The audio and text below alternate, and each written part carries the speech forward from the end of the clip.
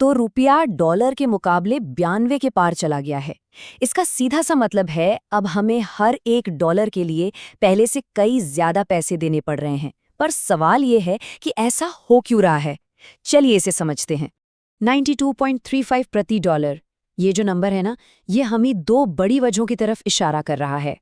पहली वजह है दुनिया भर में बढ़ता हुआ तनाव, जिससे कच्चा तेल लगातार महंगा होता जा रहा है, और दूसरी वजह है मजबूत होता अमेरिकी डॉलर, क्योंकि ऐसे अनिश्चित समय में ज्यादातर लोग अपना पैसा डॉलर में ही सुरक्षित मानते हैं। तो ये तीन चीजें, महंगा कच्चा तेल, मजबूत होता डॉलर और दुनिया भर में चल रहे जियोपॉलिटिकल झगड़े, ये सब मिलकर भारत के लिए एक परफेक्ट स्टॉर्म जैसी सिचुएशन बना रहे हैं। क्यों? क्योंकि हम अपनी जरूरत का ज्यादातर तेल बाहर से ही खरीदते हैं। और ये निर्भरता कोई छोटी मोटी नहीं है। भारत अपनी जरूरत का सोचिए 85% से भी ज्यादा कच्चा तेल इंपोर्ट करता है। तो इसका सीधा मतलब क्या हुआ? जब भी इंटरनेशनल मार्केट में तेल और डॉलर दोनों के दाम एक साथ बढ़ते हैं, तो उसका सीधा असर हमारी इकोनॉमी पर पड़ता है। तो अब इस सब का हमारी जेब पर क्या असर पड़ेगा?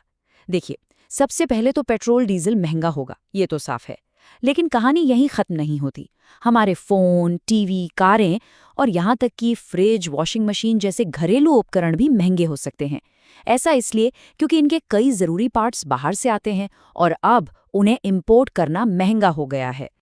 और हाँ, असर सिर्फ सामानों पर नहीं, सर्विसेज पर भी है।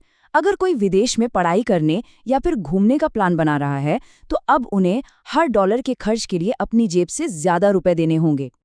लेकिन रुकिए, इस कहानी का एक दूसरा पहलू भी है। रुपए की इस गिरावट का एक फायदा भी है, खासकर हमारे निर्यातकों यानी एक्सपोर्टर्स के लिए।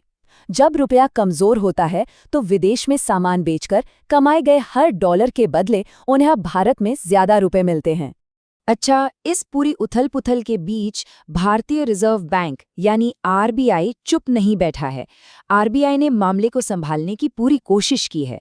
बाजार को शांत करने और रुपए को और ज्यादा गिरने से बचाने के लिए आरबीआई ने कुछ बड़े कदम उठाए हैं। और ये कदम कितना बड़ा था? अनुमान ये है कि आरबीआई ने सिर्फ एक हफ्ते के अंदर रुपए को संभालने के लिए बाजार में 18 से 20 बिलियन डॉलर बेच दिए। आप सोचिए, ये एक बहुत बड़ी रकम है और ये दिखाता है कि आरबीआई इस मामले को कितनी गंभीरता से ले रहा है। तो अब सबसे बड़ा सवाल, आगे क्या होगा?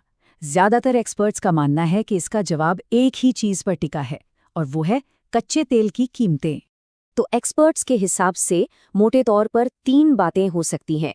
सबसे खराब स्थिति यानी वर्स्ट केस सिनेरियो, अगर तेल $100 के पास रहता है तो रुपया 95 तक भी गिर सकता है।